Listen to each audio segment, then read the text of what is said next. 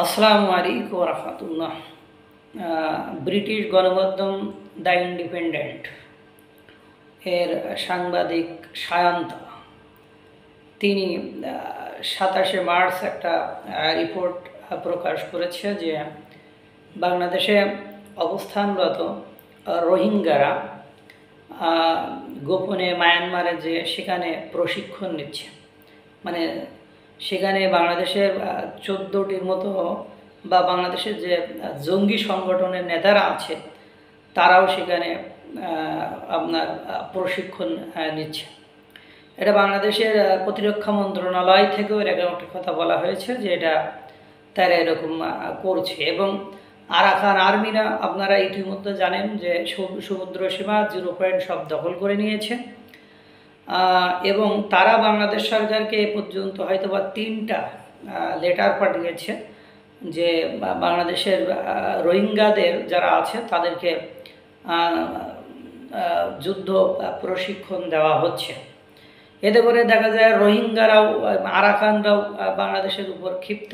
এরপরে পাশাপাশি রোহিঙ্গারা কেন এটা করছে, কারণ রোহিঙ্গারা পেটের ক্ষুধা এবং তারা অনিশ্চয়তা ভুগছে। আপনারা জানেন ডোনাল্ড ট্রাম্প ক্ষমতায় আসার পরে ইউএসএআইডি মানে সবচেয়ে বেশি 55% মতো অনুদান সেই ইউএসআইডি দিত, তারা সেই অনুদানটাকে বন্ধ করে দিয়েছে। এবং জাতিসংঘ যদিও তারা খাদ্য সহায়তা দিতে চেয়েছিল কিন্তু সেই খাদ্য সহায়তা তাদের পর্যন্ত পৌঁছাচ্ছে না।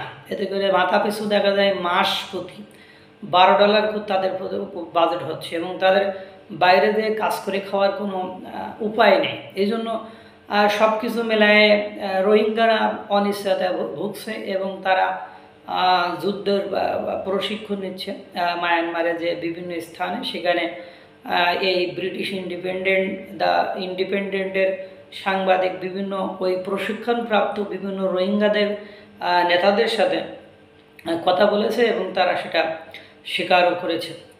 এতে করে বাংলাদেশের জন্য বিপদ। এরা যদি বাংলাদেশে এই প্রশিক্ষণ নিয়ে আসার পরে তাদের খাদ্য সংকট পড়লে তারা যদি বাংলাদেশের উপর অ্যাটাক করে এবং যে বাংলাদেশের যে আরসা বা বিভিন্ন জঙ্গি সংগঠন রয়েছে আয়াতুল্লাহ যে মানে যারা ছিল এরা যে কয়েকজন ধরা পড়লো, এরাও তো এদেশেই জঙ্গি সংগঠনের প্রশিক্ষণ দিয়েছে।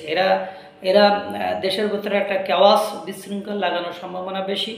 ওদিকে চীন দেখছেন রোহিঙ্গাদের নিয়ে কোনো কথা বলতে চায় না। চীন একসময় মায়ানমারের সামরিক জান্তার পক্ষ নিত, পরবর্তীতে আরাকানের পক্ষ নেয়।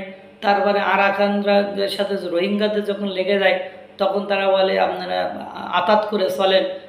তারা এখন আরাকানদেরকে সহায়তা করে, অর্থাৎ তারা সব দিক থেকে ফায়দা নিতে চায়। মানে চীন এমন একটা দেশ যারা সব দিক থেকে ফায়দা নিতে চায়। মধ্যে পড়ে দেখা যায় রোহিঙ্গাদের শিবিরে 17 বছর 18 বছর 16 বছরের বাচ্চারাও যে সেখান থেকে প্রশিক্ষণ নিয়ে আসতেছে। এটা মানে বাংলাদেশের জন্য একটা তাজা বোমা, কখন যে বিস্ফোরণ হয়ে যায় আর এই বিস্ফোরণে কীভাবে অস্থিরতা ছড়িয়ে পড়ে আল্লাহই ভালো জানে।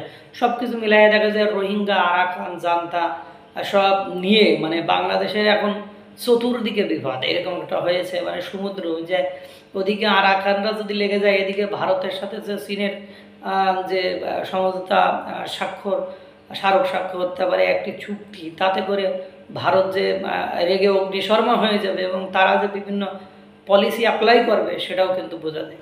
সব কিছু মিলায় মনে হচ্ছে বাংলাদেশ একটা বড় ধরনের ঝামেলার ভিতরে অতি সত্বর খুব দ্রুত পড়তে যাচ্ছে। আল্লাহ তাআলা সকলকে ভালো রাখুক, সুস্থ রাখুক। আসসালামু আলাইকুম ওয়া রাহমাতুল্লাহ।